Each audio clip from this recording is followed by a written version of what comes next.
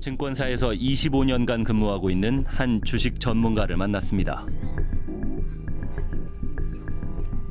그는 인터뷰를 준비하며 도이치모터스 주식 거래와 관련한 여러 자료를 살펴봤다고 했습니다. 그래도 몰랐을 가능성에 대해서 저도 어제 계속 혼자 고민을 해봤거든요.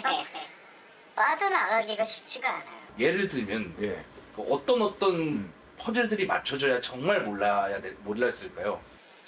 저도 그걸 계속 고민을 해봤는데 웬만해서는 안 나와요. 그리고 그게 이제 가장 가능성이 있는 건 1인 매매. 난 정말 몰랐어. 계좌 주인인데 몰랐어요. 직원이 지 맘대로 했어. 그럼 모를 수 있죠. 이용당한 거니까. 그렇죠. 2010년 11월 1일 작전 세력 중 누군가 김건희 여사도 모르게 매도 주문을 냈을 수도 있습니다. 주포의 지시를 받은 브로커가 누구에게 준비시켰길래 7초 만에 정확히 3,300원 8만 주 매도 주문이 나왔던 걸까요? 그럼 여기서 증인이 준비시킬게요라고 한 대상자는 누굽니까? 저것도 추정할 수밖에 없는데요. 대답하기 싫으면 하지 말고요. 추정하려면 하고요. 이종호 대표일 가능성이 있다고 보입니다. 증인이나 민 씨가 김건희나 김건희 측에 연락한 겁니까? 기억나지 않습니다. 김건희요? 네. 기억나지 않습니다. 증인이 김건희 씨한테 연락을 했을 것 같은데 어떤가요? 저는 그런 기억이 없습니다. 한 변호인은 김건희 여사 계좌를 제3의 인물이 활용했을 가능성을 언급하기도 했습니다. 김건희 계좌 관리하는 제3자가 있었고 제3자가 대기하고 있다가 매도 주문 제출한 걸 수도 있잖아요? 그럴 수도 있겠죠. 그런데 1심 재판이 마무리돼 가던 35차 공판. 검사가 묘한 얘기를 꺼냅니다. 하나만 추가로 물어보겠습니다. 이때 당시에 김건희 씨 명의 대신증권 계좌는 영업점 단말로 김건희 씨가 직접 직원에게 전화해서 거래한 것입니다. 그날 작전 세력 중 누가 김건희 여사에게 연락해 매도 주문을 내도록 했던 걸까요? 김건희 여사는 3,300원 8만 주 매도 주문을 하면서도 통정 매매인 줄을 몰랐던 걸까요? 공판 당시 검사는 김건희 여사가 직접 주문했다고 표현했지만 1심 재판부는 그날 직접 주문을 낸 것이 누구인지를 확정할 수는 없다고 했습니다. 그런데 범죄 일람표에서 의아한 점이 발견됐습니다. 김건희 여사의 계좌에서 매수한 도이치모터스 주식 매수 총액은 검찰 추산 40억 7천만 원에 달합니다. 그런데 검찰은 그 20분의 1에 해당하는 약 2억 원 상당의 주식을 매수했던 한 투자자를 약식 기소했습니다. 맹이다 보니까 힘없고 능력이 없다 보니까 법원 끌려가기, 검사 조사 받기도 힘들고 이래서 그냥 인정합니다라고 해서 끝난 겁니다. 그래서 손실보다가 그냥 할 수 없이 그냥 묻어놓고 9년을 가지고 있어서 나중에 팔고 나왔다고요. 제 이게 나오는 것도 제가 되게 이런 공황장애나 이런 것도 이런 장애가 있다 보니까요. 역시 주포 김 씨의 권유로 약 3억 원 상당의 주식을 매수했던 한 투자자도 약식 기소됐습니다. 제가 어차피 힘도 없고 그거 자꾸 해봐야 저만 피해를 봐서 저 진짜 경기가 나요. 이게 저 말도 안 되는 상황이고 그 단어만 나와도 제가 심장이 벌렁거려서 너무 괴로웠어. 작전 세력의 매수 권유를 받고 시세 조정 행위를 한다는 사실, 즉 주가 조작임을 알면서도 주식을 거래했다는 방조 혐의, 이들 모두에게 벌금형이 선고됐습니다. 차이는 무엇일까? 예, 안녕하십니까? 좀 들어가도 괜찮을까요?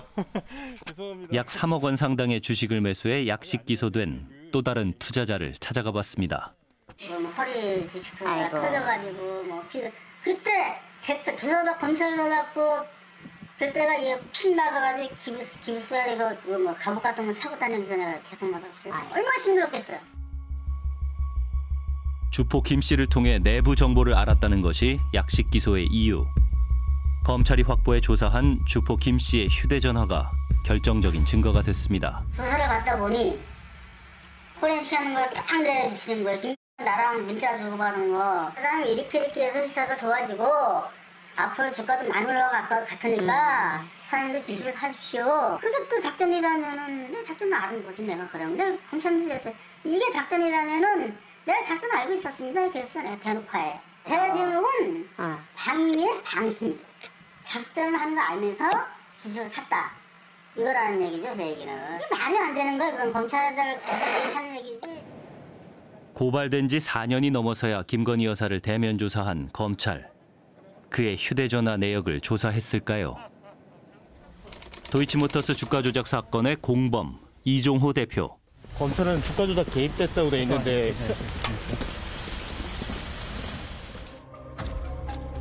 이종호 대표는 검찰의 블랙펄 인베스트먼트 압수수색 당시 휴대전화를 박살내버렸습니다. 권오수 회장의 휴대전화를 확보했는지는 알려지지 않고 있습니다.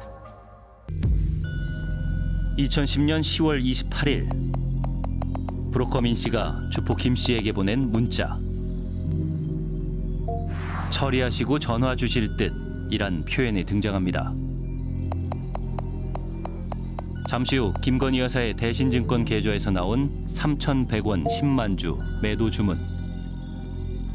51초 만에 작전 세력이 관리하던 계좌들이 10만 주 대부분을 매수합니다.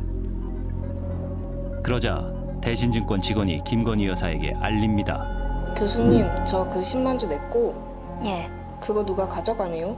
아, 체결됐죠? 예, 토러스 이쪽에서 가져가네요, 보니까. 그럼 얼마 남은 거죠? 이제 8만 개 남은 거죠. 11월 1일 3,300원 8만 주 통정 매매가 있던 날에도 거래 체결 직후 대신증권 직원이 김건희 여사에게 전화했습니다. 김건희 고객님 되시죠? 네. 여기 대신증권 목동지점이라고 합니다. 네네.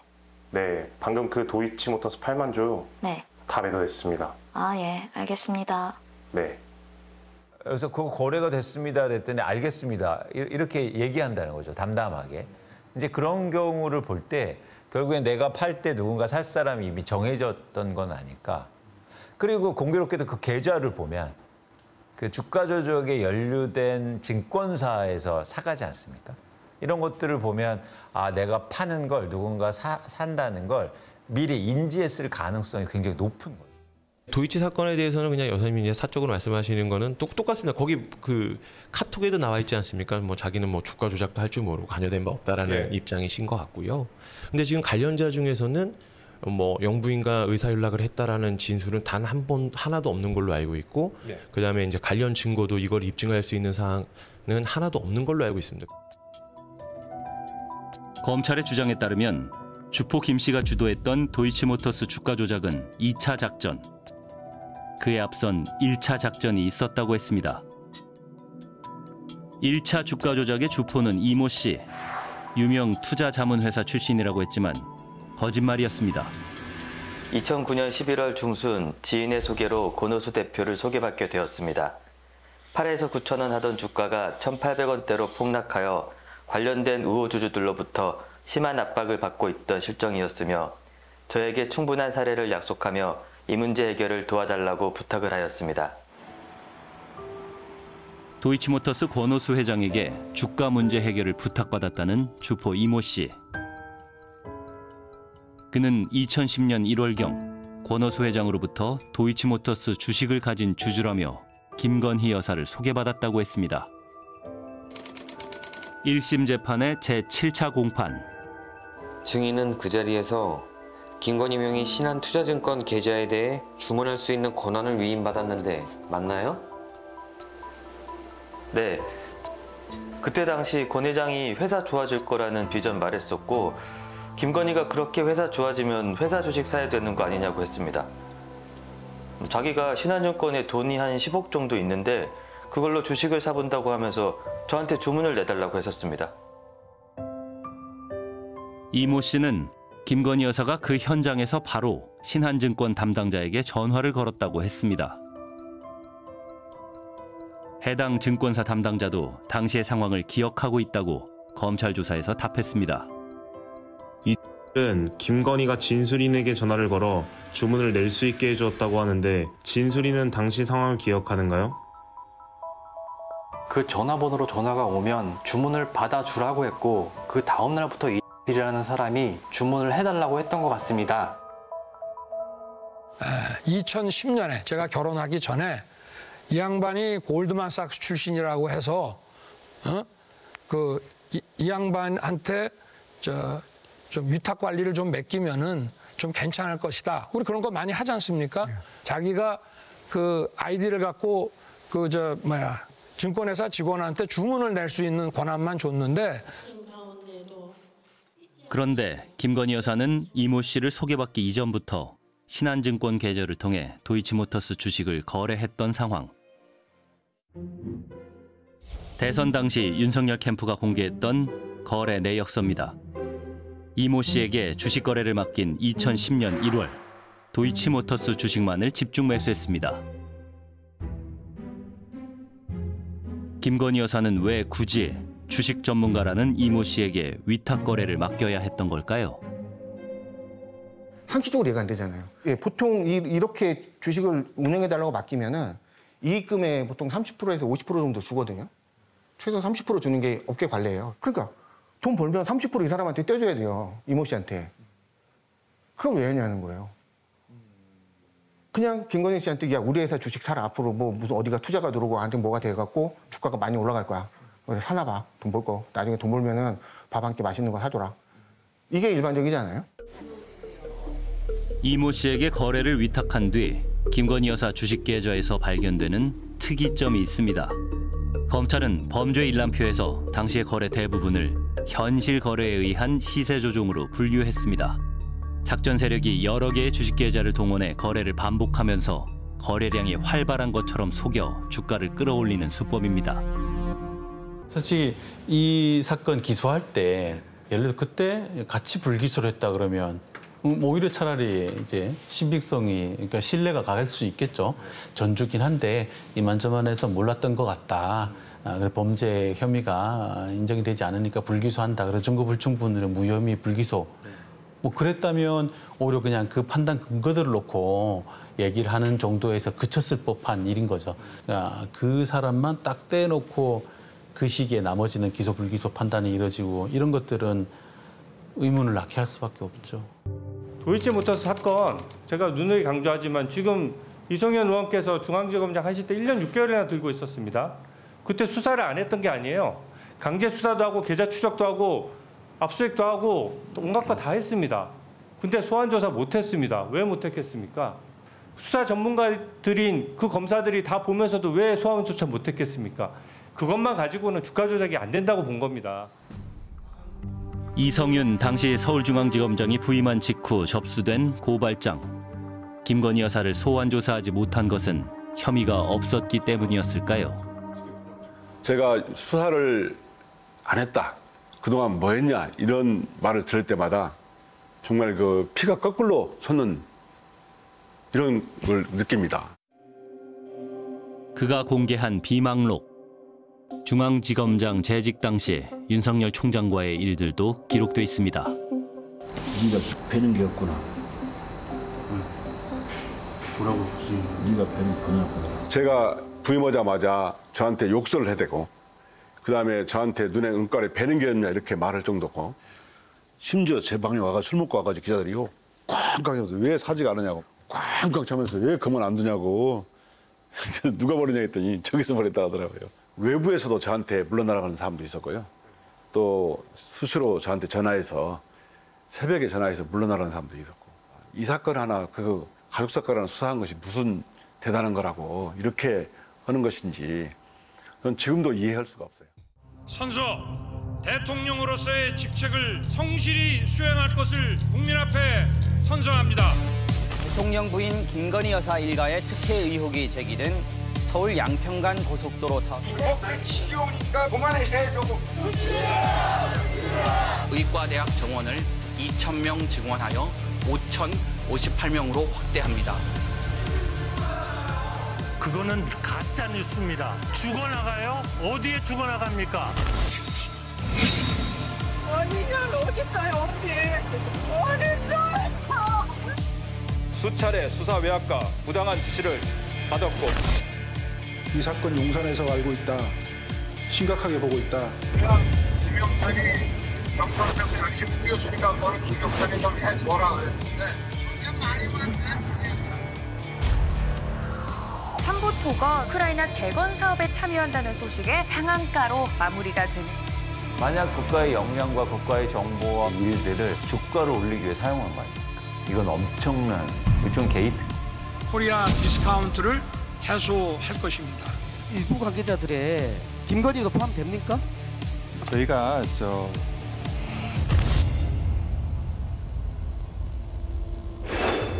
작년 7월 국회 청문회. 고 최수근 상병의 순직 1주기에 열린 자리에선 수사 과정에서 제기된 대통령실의 외압 의혹 규명이 한창이었습니다. 그런데 그 과정에서 새로운 의혹이 제기됐습니다. 단체 대화방에 불쑥 들어가 있는 메시지. 3부 내일 체크하고. 이에 대한 해석이 분분했습니다. 이거는 골프 3부를 얘기하는 겁니다. 바로 붙어 있어요. 골프 얘기예요. 근데 이게 느닷없이 3부 토건이랑 연결하는 것이 얼마나 무리하냐 하는 설명을 드리는 겁니다. 임성근 사단장, 네. 그 골프장에 3부가 있습니까 없습니까? 총무대는 없습니다. 그럼 이날 다른 데는 있어요? 다른 데도 없습니다. 혹시 골프장 시간표를 의미하는 3부가 아니라 건설회사 3부 토건을 의미하는 것은 아닐까?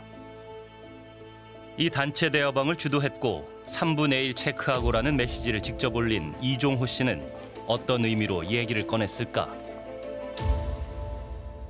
이종호 대표 같은 경우에 3부 토건 얘기를 평소에 굉장히 많이 했거든요. 처음 만났을 때가 그 2023년 3월에 해병대 상륙훈련 참관을 가던 날이었는데 3부 토건 얘기를 계속 꺼내시더라고요. 3부 토건을 소개를 해주겠다거나 3부 토건이랑 같이 이런 사업을 벌여보면 굉장히 잘 될 거다. 그 뒤에 만났을 때도 3부 토건 얘기를 계속했어요. 이종호 씨에게 직접 물어봤습니다. 여보세요? 예, 여보세요? 네, 이종호 대표님이시죠? 네네. 네, 안녕하세요. 저는 PD수첩의 김신환 PD라고 합니다. PD수첩이면은 뭐 MBC인가요? 예, MBC입니다. 3분의 1 체크회 때문에 계속 이슈가 되잖아요. 대표님께 정확하게 어떤 상황인지 조금 여쭤보고 싶어서 전화드리게 됐습니다. 저 통화 안 하고 싶고요. 예. MBC는 추측 보도 잘 하시잖아요. 추측 보도 하지 않으려면 얘기해 주셔야지. 많은 사람들이 이 메시지에 주목하는 데에는 이유가 있습니다. 이종호 씨가 바로 이제 블랙펄 인베스트먼트의 전 대표인데 그 도이치모터스 주가 조작의 공범으로 징역형 선고받은 사람이기도 하고 김건희 여사의 계좌를 관리했던 사람이기 때문에 이것이 김건희 여사와 아주 밀접한 관계에 있는 사람이잖아요. 그 사람이 이제 거기 3부 체크하고 방에 올리면서 그 주가가 2달 사이에 5.5배로 폭등했다는 거죠. 공교롭게도 이종호 씨가 메시지를 보낸 다음 날에 3부 토건의 주가는 해당 구간 최저가를 찍습니다. 이후 3부 토건에는 실제로 큰 변화가 몰려옵니다. 그 다음 날 우크라이나 대통령 특사 자격으로 올레나 젤라스카 영부인이 방한했습니다. 윤석열 전 대통령은 우크라이나에 대한 지지와 지원을 강조했습니다. 우크라이나 재건 사업의 신호탄이었습니다. 5월 17일 추경호 당시 경제부 총리는 우크라이나 수석부 총리와 1억 3천만 달러 규모의 대외 경제협력기금 차관 협정에 합의했습니다. 무엇보다도 우크라이나 재건 사업은 이 돈을 댈 사람이 명확하지가 않았어요.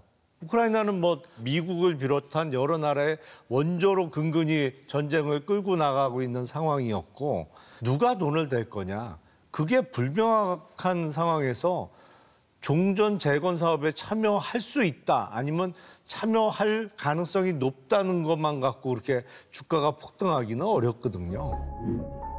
자금 지원 계획이 발표된 시점에 주가도 들썩이기 시작했습니다. 5월 19일 삼부토건 주식 거래량은 하루 전과 비교해 약 40배가량 폭증했고 주가도 오르기 시작했습니다. 사업 설명회도 열렸습니다. 전쟁이 더 격렬해져 종전을 기약할 수 없음에도 기대감은 더 커졌습니다.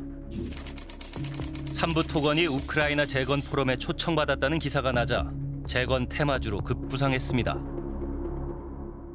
연일 우크라이나 재건 관련주들이 들썩이고 있는 모습입니다. 오늘 상한가에 안착한 삼부토건.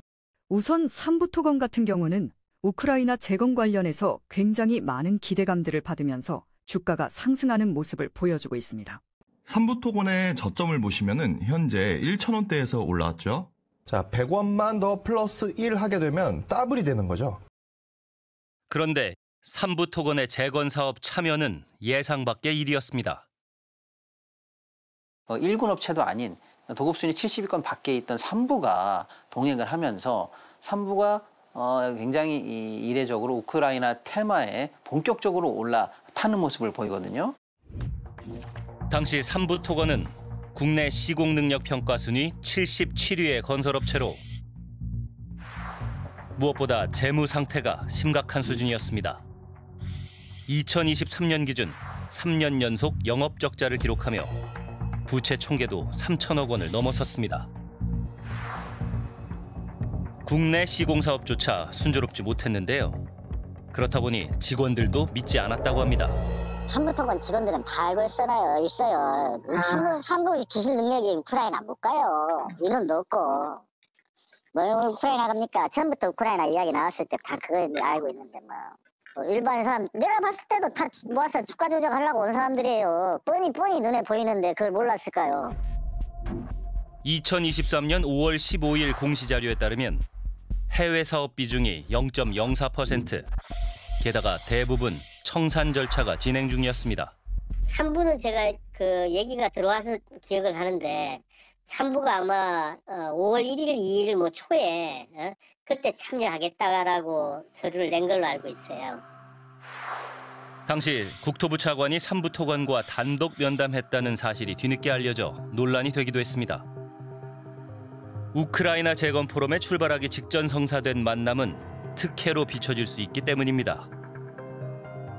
국토부는 면담이 있었던 것은 사실이지만 재건 사업과 관련한 논의는 없었다고 답했습니다.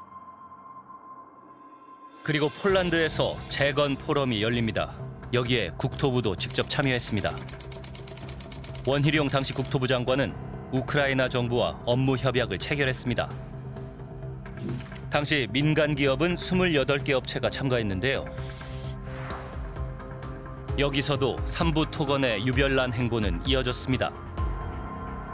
당시 삼부토건 체급으로는 재건 사업이 들어갈 수가 없어요. 근데 재건 포럼에 삼부토건도 가고, 근데 웰바이오텍 이 대표가 왜 가냐고요, 거기에. 왜 껴주냐고요. 그런 그 모임에. 삼부토건 경영진과 동행한 웰바이오텍, 삼부토건의 특수관계 기업입니다. 웰바이오텍도 재건 테마주로 분류돼 주가가 급등했습니다. 주가 흐름도 유사했습니다.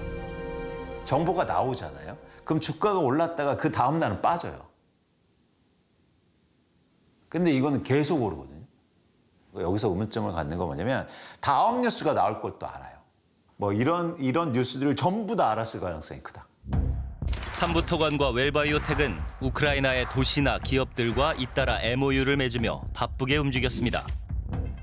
삼부토건은 4건, 웰바이오텍은 3건의 MOU를 체결했는데 참여한 모든 기업이 맺은 전체 MOU 건수의 절반에 해당합니다.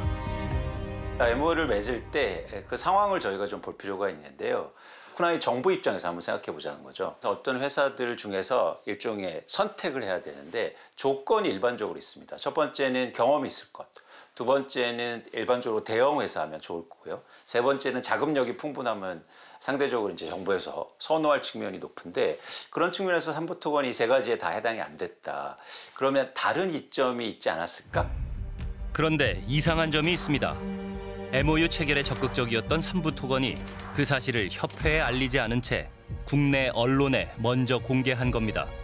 공개 시점도 간격을 두고 이루어졌습니다. 그러니까 저희 사무 입장에서는 사실 내용을 몰랐죠. 그 체결한 사실을. 네. 나중에 이제 그 언론 보도가 이렇게 나는데 또 한 번에 또 4건 체결됐다고 난 게 아니고 이렇게 띄엄띄엄 아마 난 걸로 기억하는데, 그래서 이 계약 체결이 사실이 맞느냐, MOU 체결이 참부에 그때 이제 체결을 했다고 그러더라고, 현지에서 그 당시에. MOU 체결 소식은 5월 말부터 6월 사이에 이어졌고 주가 상승도 계속 이어졌습니다. 주가를 우선적으로 염두에 둔 것 아니냐는 의심을 가질 만한 대목입니다. 엄청난 호재인 거잖아요. 우크라이나 재건 사업에 민간 기업이 어떤 시행 사업에 들어간다는 게 굉장히 큰 호재인데, 그러면 이 정보를 굉장히 활용하고 싶었을 거예요. 법적 구속력이 없는 MOU를 계속 맺는다는 건 그만큼 일반 주주들한테는 그런 또 착시 효과를 불러일으킬 만한 충분한 요소가 되지 않았나. 2023년 7월 윤석열 당시 대통령과 김건희 여사의 해외 순방 기간에 삼부토건의 주가는 최고가를 찍습니다. 나토 정상회의에서도 윤석열 당시 대통령은 재건 사업을 강조했습니다. 그런데 당시 대한민국은 재난 상황이었습니다. 청주 오송에서는 하천 2기 터지면서 지하차도가 완전히 빗물에 잠겼습니다.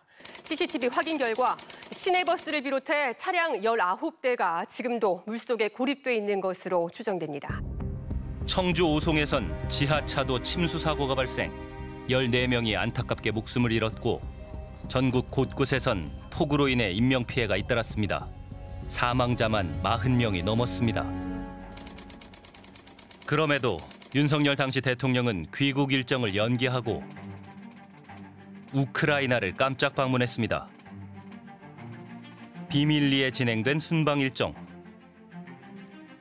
러시아 폭격으로 파괴된 피해 지역을 돌아보며 우크라이나 주민들을 만났습니다. 당시 대통령이 서울로 돌아가도 상황을 바꿀 수는 없다는 대통령실 입장은 논란을 더 키웠습니다.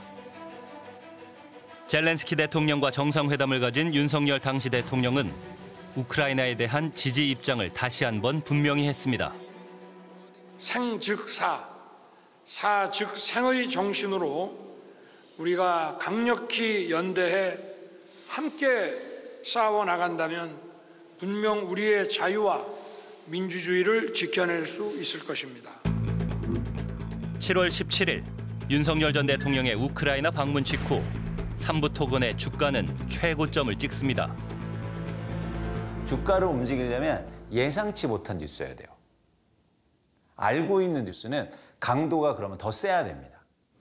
윤석열이 갑자기 우크라이나를 가지 않습니까? 그것도 사실은 더 충격파였어요.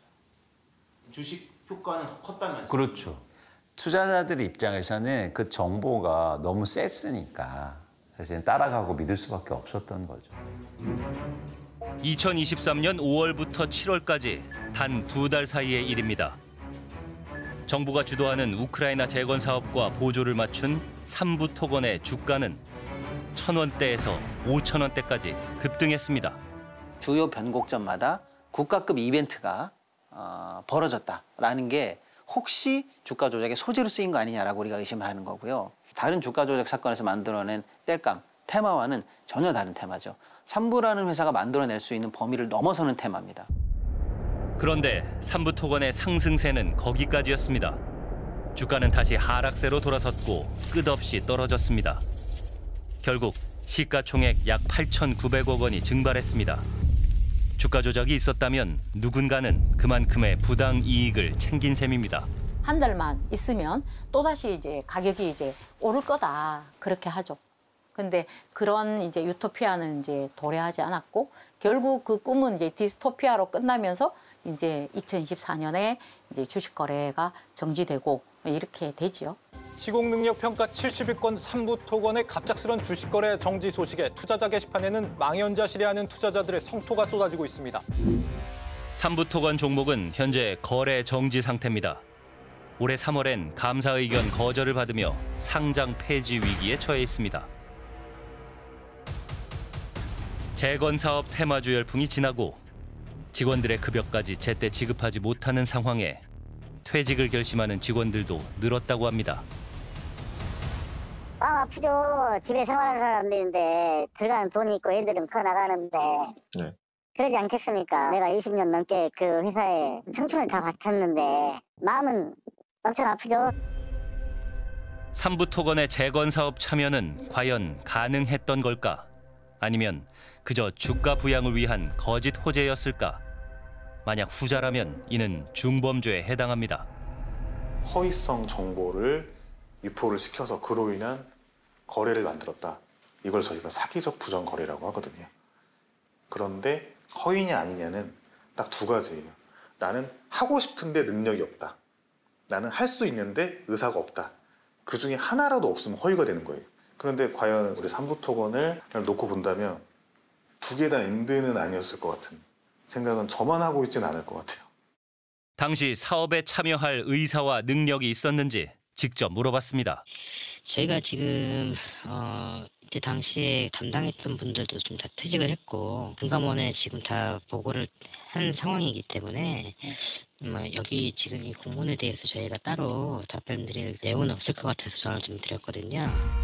위장 거래를 하거나 매매를 유인하는 행위를 통해 시세를 조정한다면 이는 자본시장법에서 엄격히 금지하는 불공정 거래 행위입니다. 특히 부당이익이 50억 원 이상이라면 무기 또는 5년 이상의 징역에 처해질 수 있습니다. 또 정부가 관련 정보를 다른 이들에게 제공했다면 형법 규정에 따라 처벌받을 수 있습니다. 3부 내일 체크하고 라는 메시지로 촉발된 주가 조작 의혹은 정부와의 연결고리가 없이는 설명할 수 없는 구조. 보이지 않았던 힘에 주목할 수밖에 없습니다. 증권 관련 뉴스입니다. 2달 만에 주식값이 3배 이상 오른 삼부토건 주가 조작 그 심화를 보도합니다. 기관 투자가들의 주가 조작에 편승해 거액을 챙긴 것입니다. 타 여타 기관과 그 일반 투자자의 합세해가지고 거래량이 폭주하고 주가가 급등한 것으로 조사됐습니다. 서울대 법대를 졸업, 국회의원까지 지낸 조남욱 회장은 재임식이 법 쪽의 인맥 관리를 각별히 신경 쓴 것으로 알려져 있습니다. 내부 문건에 따르면 90년대 후반부터 법률 고문을 위촉해 매달 보수를 지급했는데요. 그중엔 고위직 검사 출신 인사들이 많았습니다. 검찰 수사에 대응할 때는 고문의 수가 늘기도 했습니다. 윤석열 전 대통령 역시 현직 검사 시절부터 조남욱 회장과 특별한 관계를 유지해온 것으로 전해집니다. 대통령 후보 시절 논란이 일기도 했습니다. 윤석열 전 검찰총장이 지난 2011년 조남욱 당시 삼부토건 회장한테서 골프 접대 같은 향응을 받았다는 언론 보도가 나왔습니다. 당시 한겨레 보도에 따르면 삼부토건의 명절 선물 명단에도 윤석열 전 대통령의 이름이 수차례 등장하고 조남욱 회장의 일정표엔 윤석열 전 대통령과의 골프 일정도 기록돼 있었습니다. 오랜 기간 친분을 유지해온 조남욱 회장과 윤석열 전 대통령. 삼부토건이 사업상 분쟁에 휘말려 검찰 수사를 받을 때 당시 윤석열 검사는 수사 책임자이거나 관할지청 소속 검사였습니다. 조남욱 회장의 수사 로비 정황이 엿보이는 녹취도 나왔습니다. 저한테 제일 보니까 첫 번째 고향이 방금 장사. 그때 고향에 있었어요. 지점은 계속 걸리죠. 차 도저히 안 된다는데 봐줄 수는 없던 거 이렇게 했는데 거기서 양반이 봐달라는 알겠죠. 당시 윤석열 후보는 논란에 대해 10년 동안은 만난 적이 없다고 해명했습니다. 조남욱 회장은 김건희 여사와도 특별한 인연이 있다고 알려져 있습니다. 아내의 역할에는 충실하겠습니다. 저는 그 삼부 회장님하고는 되게 오랫동안 우리 가족하고 다 같이 친하게 지냈고 이제 우리 다 이제 그런 가족 사이고. 조남욱 전 회장은 김 여사의 모친 최은순 씨에게 명절 선물을 보냈고 김건희 여사도 직접 챙겼습니다. 윤석열 전 대통령과 결혼할 때도 조 회장의 도움이 있었다고 합니다. 이제 주변에 이제 윤 총장 장갑 보내기 해가지고 다들 이제 조금씩 다 거두른 거죠. 그래도 이제 그분은 이제 그렇게 가교 역할만 한 거고. 그런데 김건희 여사와 주가 조작 사건으로 얽힌 이종호 씨 역시 이때부터 인연이 있는 듯합니다. 처음에 자기와의 삼부토건의 관계 이런 거 얘기를 할 때 조남욱 회장 얘기도 했었고요. 거기랑도 자기가 상당히 친분이 있다. 어떻게 보면 김건희 여사와의 관계를 얘기하는 거에 연장선상에서도 계속 얘기가 됐었는데 김건희랑 윤석열 우리가 결혼시켜 준 거야. 이런 식으로 얘기를 하시더라고요. 이후 사업이 부실해진 삼부토건은 2015년 법정 관리를 신청하게 되는데요. 이로 인해 창업주 일가가 물러나고 새로운 경영진이 등장합니다. 삼부토건의 새로운 주인은 조성옥 일가로 바뀌었습니다. 조성옥 회장은 2019년 삼부토건 회장에 취임합니다. 당시 삼부토건의 지배구조는 복잡하게 돼 있었는데요. 전문가들은 복잡한 연결고리의 끝에 실질적인 대주주가 조성옥 회장이라고 추정합니다. 여기에는 아들 조원일 씨도 관여했다고 합니다. 지금 삼부토건이 지금 그 원일이 아버지가 회장이거든. 예. 원래 그게 이제 원일이 거지. 아버지가 회장으로 있는데. 예. 원일이가 상장사를 사고 팔고 했던 거거든. 이종호 씨는 삼부토건 1세대에 이어 새롭게 들어온 인물들과도 가깝게 연결돼 있었습니다. 조원일 씨의 어려움을 해결하는 데 나서기도 합니다. 공부로 간대. 근데 예. 이제 얘는 대법까지 가는 기간 한 4, 5개월 동안은 저 서울구치소에서 있고 싶어 하는 거야. 거기는 독방이잖아. 그리고 아는 사람이 많이 있어서 편하잖아. 조원일 씨는 대한민국을 떠들썩하게 했던 라임펀드 주가 조작 사건의 주범으로 체포돼 징역 20년형을 선고받고 현재 복역 중인데요. 또한 앞서 2011년에도 다른 주가 조작 사건으로 혐의가 인정돼 5년형을 선고받았던 인물입니다. 조원일 씨의 수법이기도 한 무자본 M&A는 대부분의 자금을 사채업자나 저축은행 등에서 대출받아 상장사를 인수합니다. 불법은 아니지만 이후 정상적인 회사 경영을 하기보다 주가 조작에 활용해 부당이득을 취하거나 회사의 자금을 유용하는 경우가 많습니다. 무자본 M&A의 경우에는 인수기업이 피인수기업에 비해서 항상 좀 작아요. 작은 정도가 아니라 아주 작습니다. 이러면은 상식적인 수준에서도 이상하다 뭐 이렇게 생각을 할 수가 있겠죠. 그리고 대주주가 불분명합니다. 그래서 그 무자본 M&A의 인수기업의 최대 주주는 뭐 B기업이고 B기업의 최대 주주는 C기업인데 C기업의 최대 주주는 뭐 투자조합으로 돼 있고 투자조합에 누가 투자했는지는 일반 사람들은 잘 모르고. 삼부토건의 인수 과정도 무자본 M&A 의심을 받습니다. 자기 자본이 약 230억 원인 회사가 약 1,500억 원인 삼부토건을 인수합니다. 그리고 컨소시엄의 나머지는 재무적 투자자들로 채워져 있습니다. 전체 한 100억 사이즈 중에 내가 가진 금액이 한 20억, 뭐 재무적 투자자나 뭐 인수 금융이 한 7, 80억이 되고 이런 게 된다면 보통 말하는 무자본 M&A하고 비슷한 양상을 보이고 실질적으로도 단기적인 주가 관리나 이런 부분이 굉장히 중요하게 됩니다. 주식이 다 담보로 잡히게 되니까요. 주가가 많이 떨어질 경우에는 지배 지분이 다 시장에서 반대 매매로 털려나가 버리기 때문에 주가 관리가 아주 핵심적입니다. 그리고 재무적 투자자들한테는 또 약속된 수익률들이 있겠죠. 2018년 삼부토건 노조는 삼부토건을 인수한 관련자들을 검찰에 고발하기도 했는데요. 실제 삼부토건은 2018년 북한 개발이라는 허위성 호재를 이용해 시세 조종을 했다는 민원으로 금감원의 조사를 받습니다. 이후 삼부토건 경영진은 북한 개발 관련 기사들이 잘못 보도됐다고 발표했습니다. 그리고 주가 조작 의혹은 더 이어집니다. 사실은 금융계에서 주목하는 몇 가지 사건들이 좀 있었어요. 예를 들어서 2020년에는 380원 정도 하던 사실상 동전주 수준의 으로 평가받던 삼부토건 주식이 그해 10월 넘어갔을 때 한 6,000원까지, 그래서 1,600% 정도 주가가 폭등하는 일이 있었거든요. 그때 이제 당시 실세 총리 동생이 취임하면서 소위 말하는 정치인 테마를 타고 주가 조작이 있었던 거 아니냐라는 의혹 사건이 한번 있은 적도 있고요. 무리하게 기업을 인수한 세력들이 주가 조작을 위한 쉘로 이용하고 있다는 그동안의 의혹들이 사실이라면 거짓 호재에 속은 개인 투자자들의 피해 규모는 더 커질 수밖에 없습니다.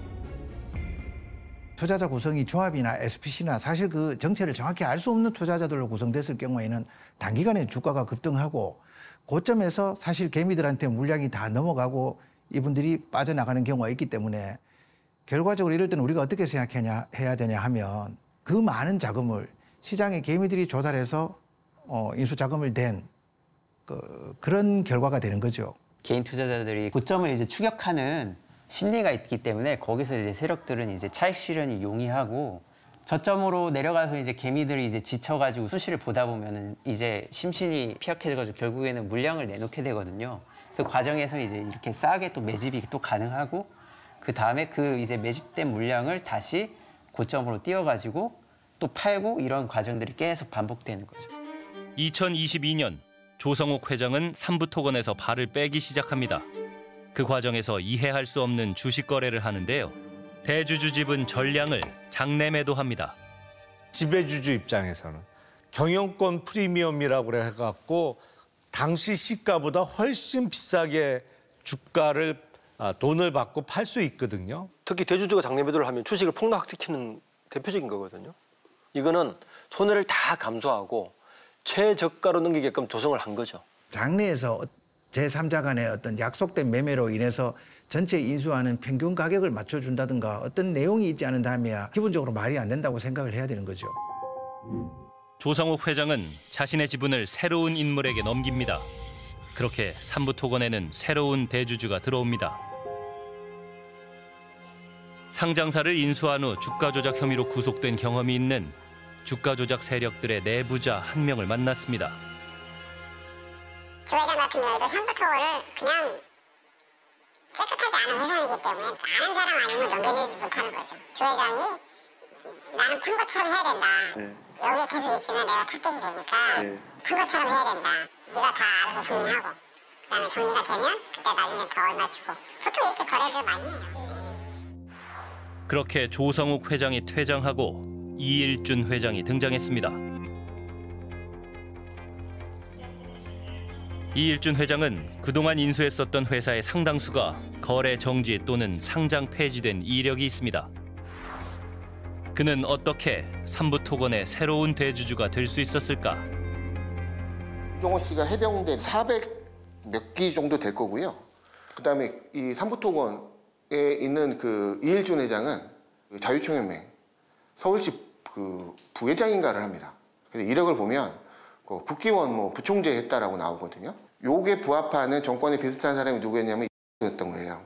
해병대 300이고요. 자유총연맹 그쪽에 그 내부에서 일을 했거든요. 그렇게 하고 씨도 태권도 선수예요. 이일준 회장은 DYD라는 기업을 통해 삼부토건을 인수했는데요. 당시 DYD는 재무 상태가 매우 부실했습니다. 이 2023년도에 삼부토건의 최대 주주가 될 당시에 DYD의 재무 구조를 보면 적자 투성이 기업입니다. 사실 돈이 없어요, 기업에. 돈이 없는 상태에서 삼부토건을 최대 주주가 됐다는 것 자체가 이상한 거죠. 정상적인 경영이라면 이런 기업을 적자 투성이 손실나는 기업을 활용해서 또 망해가는 기업을 살 리는 없지 않습니까? DYD의 삼부토건 인수자금 510억 원 중 실질적인 자기 자본은 150억 원에 불과했습니다. 무자본 M&A를 의심해 볼 수 있습니다. 그렇게 DYD가 삼부토건을 인수한 후 얼마 지나지 않아 우크라이나 재건을 테마로 한 주가 조작 의혹이 불거집니다. 그리고 지난 3월 노컷뉴스는 삼부토건의 대주주 일가와 관계사 등이 최소 100억 원대의 시세 차익을 챙겼다는 사실을 단독 보도했습니다. 이복현 금감원장도 그 사실을 부인하지 않았습니다. 삼부토건 주가 조작 의혹이 다시 수면 위로 떠오른 겁니다. 일부 이해관계자들의 100억대 이상의 이제 이익 실현이 있었던 것도 사실은 이미 보도가 됐으니까 그것도 사실은 저희가 부인하기는 어려운 것 같고. 현직 대통령 최초로 증시 개장식에 참석했던 윤석열 당시 대통령은 한국 증권시장을 선진화하겠다고 약속했습니다. 주식시장은 매우 저평가되어 있습니다. 제 임기 중에 글로벌 스탠다드에 맞지 않는 자본시장의 규제는 과감하게 혁파해서 글로벌 증시 수준으로 코리아 디스카운트를 해소할 것입니다. 일부 이해관계자들이 누굽니까? 그것도 조사에 구체적으로 관련된 내용이어서 이제 거기에 우리 이런 의심이 있습니다. 이 일부 관계자들의 김건희도 포함됩니까? 어쨌든 저희가 알겠습니다. 아니 포함되지 않습니다. 우리나라 시장 경제라는 이제 큰 틀에서 봤을 때는 자본주의의 성장을 좀 뭐라 해야 될까 발전을 좀 저해하는 그런 요소잖아요. 국내 증시를 못 믿어가지고 많이 떠나가는 편인데 이런 세력들이 일단은 기본적으로 소탕이 돼야 우리나라의 이제 자본시장의 신뢰가 좀 회복되지 않을까.